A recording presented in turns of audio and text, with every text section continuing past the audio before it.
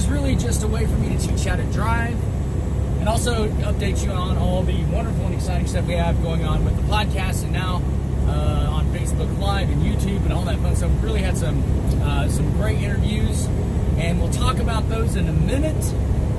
But today, what I want to talk to you about, since we're on a not too busy highway, but busy enough type of highway where, and it's a turnpike. And I don't know about you guys, but I tend to get a little lackadaisical on turnpikes because there's not really a lot of exits, so you're not contending with a lot of merging traffic. You're not having to switch lanes a lot, which switching lanes is a bad idea. That's where you have a lot of your highway accidents, just an FYI there. So avoid switching lanes unless you need to switch lanes, unless there's a good reason for you to switch lanes. But when you're going down a turnpike, there's just not a lot of on and off ramps. They kind of limit those, and they're fairly slow, so they're fairly easy to navigate. So you can kind of get into a false sense of security. And everybody tells you when you learn how to drive, pay attention to the road. Pay attention, right? That's the big rule thing. You always gotta have your eyes on the road. Well, what does that really mean? Because you see me, I'll glance down. I've got a camera facing me on the dash, and I'll glance down at it. Does that mean I've taken my eyes off the road? Well, if it did, I wouldn't be doing this. You have a thing called peripheral vision, and if all you do is stare straight ahead, you get what they call tunnel vision. You've probably learned about this if you got a ticket and you've had to go to defensive driving courses. They tell you to keep your eyes moving because otherwise you'll get tunnel vision, and people tend to get tunnel vision on turnpikes. So I've got some footage of my head cam I'm going to place in here. Hopefully I'll have it up kind of right here, and you can see in this head cam video how much I'm moving my head around while I'm driving. Now, I'm a truck driver, granted, I'm a flatbed truck driver, which means I'm always looking around because I'm always scared somebody's going to do something dumb, and that's kind of how truck drivers go. We always are scared somebody's going to do something dumb, so we're always trying to be aware of what's around us. But you should do the same thing, because what happens is that's how people get in accidents. You get complacent. And if you get complacent long enough, it's just a matter of time you will get into an accident. And the thing I really want to point out is, keeping your eyes moving keeps you awake. That means you look in your mirrors. You notice me looking in my mirrors a lot. Now I look in my mirrors to notice all the traffic around me. I'm counting cars. I've got 2 trucks in front of me. I've got 2 trucks behind me. I've got a lot of space. I've got a car coming up on my left, another car in the fast lane. I see a car between these 2 trucks up here. Okay, so I know everything's around me. If all of a sudden I need to change lanes and I've lost sight of this car that's getting ready to pass me, like he goes into my blind spot or something, I'm going, okay, wait a second. There's a problem here. I lost a car. And I need to find that car. Oh, here he is. Okay, now it's safe for me to pass. See? So that's what it means to move your eyes around. And, make a game out of it or whatever. Count, see if you can keep track of the cars around you. Do you know when you're driving down the road, if I ask you how many cars are around you, how many trucks right now? I can say, without even looking, I can close my eyes and say 2 in front, 2 trucks in front, 2 in back, 2 cars in front. I can say that easily. The other thing that you can test yourself with, I like to do this to my wife, she hates it, and she does it to me, and sometimes I miss it. When I'm driving my car, I'm not great at driving so used to driving a truck, I get lackadaisical in the car. So it's very easy to do. But if you do that long enough, eventually you're going to have an accident. Here's a little trick I like to play. What'd that sign say? Can you tell me? You see in my dash cam, did you see what the sign said? It said, emergency parking, 1,000 feet. All right? So you read the signs, you know how many vehicles are around you, you know how much space you have, and you're getting ready to think about what your next move is going to be. Now, I'm coming up on Schneider here, so I'm probably going to end up passing him. But that's what it means to keep your eyes on the road, quote unquote. See, there's our emergency parking right there. Good thing I read that sign, because if I had a blowout, I'd know, boom, I could get over. This is what it means to pay attention while you're driving. Keep your eyes moving. You know what the signs say. You know what's around you. You're moving your head. Now, I'm checking my load, too, to make sure. I've got a couple of pieces of shot machinery on my trailer right now. I don't want those falling off and going all over the highway, so I'm making sure everything's staying tight back there. And so I'm looking a lot more often, probably than you have to. It's over-exaggerated, but you get an idea, especially as you look into my head cam, what it's like to pay attention while you're driving. And I can tell you as a fact that most drivers have an accident every 100,000 miles. That means once every 4 years, generally speaking, for you people. You drive about 25,000 miles a year, you're going to have an accident once every 4 years. Not a big deal. You're still going to have decent insurance if you only have an accident once every 4 years. Not going to have the greatest. You better if you had no accidents. But if I had an accident every 100,000 miles, I'd be out of a job. That'd be an accident per year. And I would not be a truck driver. So I had to pay extra careful attention. Fortunately, in my almost 7 years of driving, I get in about 125,000 miles a year, so you can do the math on that. Fortunately, had no accidents, but fortune really has nothing to do with it. What it has to do with is paying attention. That means I'm keeping my eyes moving at all times. I know what's going on around me. I know what's happening. I know what kind of space I have. I know where my escape routes are, and I'm getting real nervous right now because you see I'm passing this truck. I got a truck directly behind me, and I've got traffic coming up on my left. This is when I get nervous. When I get really nervous, seeing how Ohio trucks can pass on the left. And so that gets really nerve-wracking when you get three abreast going down the highway because and you got trucks in front of you, you got nowhere to go. So you don't want that situation. You got to pay attention to these things. I want to get past Schneider here, leave him behind, and then get myself some more space in case something happens. Because here's how accidents happen.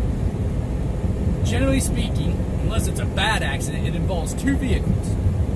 Statistically, the overwhelming majority of the time, accidents involve two vehicles, all right? Now, what that means is 99.9% of the time, one of the two people wasn't paying attention. One or both of them wasn't paying attention. Because if you were paying attention at all times, you can avoid an accident. Last night, I was driving at night in the rain, and a guy passed me at about 90 miles an hour on my right because I got over for somebody who was on the shoulder, and I almost came over. But I was paying attention. I saved his life. And I save somebody's life probably about once a month on a good month, maybe twice a month. I save somebody's life because I was paying attention and they weren't. Because I had my signal light on and everything. I was indicating that I was coming over. It was very foolish of him to blow by me at that speed on my blind side. Very foolish thing to do, but I avoided an accident because I was paying attention. And if you're paying attention and the other guy's not, then you're going to avoid most all accidents. Virtually every accident there is preventable. Even if it's the other person's fault, you could have avoided the accident. See, if that guy would have, it would have been my fault had I come over. But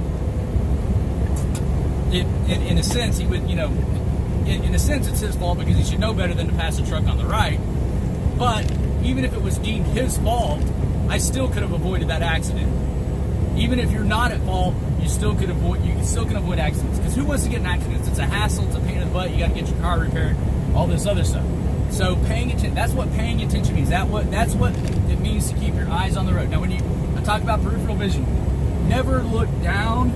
That's why you don't deal with your cell phone in the car, because most of you people don't have the stuff up on the dash like I have it, where I always have my eyeballs on the road. Even if I'm looking in this mirror here, I can still see in front of me. I can still see what's going on. I can still see when brake lights are coming on. So that's what it means to keep your eyes on the road. Use your peripheral vision. You have it. Use it. And if you don't do that, if you don't keep your eyes moving, you will get tunnel vision, and your peripheral vision will go away. And you'll stop noticing stuff on your left and your right, and that's a problem. You can't pay attention to stuff you don't notice.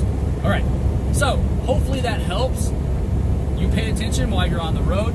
Little tip from the Truck Driver's Guide to the Galaxy this week. So there you are. Now, this week on the podcast, we have none other than Joy Pullman of the Federalist. Now, we live streamed last Friday night, and if you saw that, great. A bunch of people came on Facebook Live and saw it, and it was a good time. We talked about everything.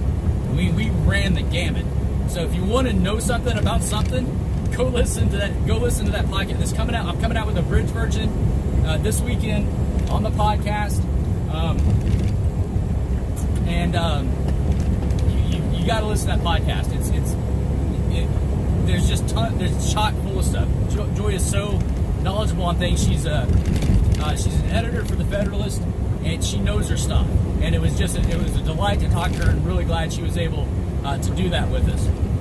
So definitely go listen to that. And you ought to go listen to the videos. I got the videos posted on the YouTube page. Go there, like, subscribe, so you know when we're posting videos, because we've got a ton of great guests coming up, and just people that know stuff that you will find interesting, I think.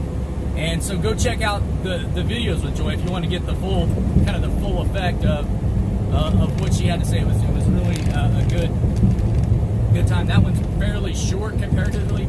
It's only an hour and a half, but we will have the abridged podcast out on that. So go check that out. Also, we were going to go live with Anthony Wade of 826 Ministries, I believe it is, 896. Gosh, I can't remember. This slips my mind. I'll try to put that's up on.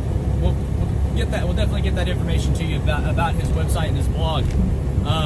But we are planning on. We're using our magical powers to go live. What we did, we actually recorded, and what I'm going to do with that video is I've got it. There's a way you can go live on Facebook, so we can kind of get it out there, and then those videos are already posted on YouTube as well. And then of course we'll have a truncated, abridged version of my discussion with Anthony. There we really got into a discussion about Christian bakers baking cakes for gay weddings. That was a really fun discussion, and you can see how, and we disagreed on it, and you can see how two people can have a civil conversation about a disagreement and discover some things. I certainly did. I think Anthony did as well, and it was a good discussion. So definitely go check those things out. Thank you for watching in layman's terms. Thank you for those of you who listen to us on KNNA The Cross. Also, don't forget to donate your $50 to the Kenya Well Project. laymanstermsradio.org. We need to get these kids that money so we can get this well dug, and they don't have to worry about carrying buckets of water during the school day. Not fun times, and we can take care of that if you will donate a one-time gift of $50 to the thing. I drive trucks, money's fine. Don't necessarily need extra money from this. We're donating we're taking our donations that you give to us directly to this well project. Nobody's got their hands in the kitty on this thing, and all that money's going to them. So please do go there and donate. Thank you again for listening, and we'll see you next time.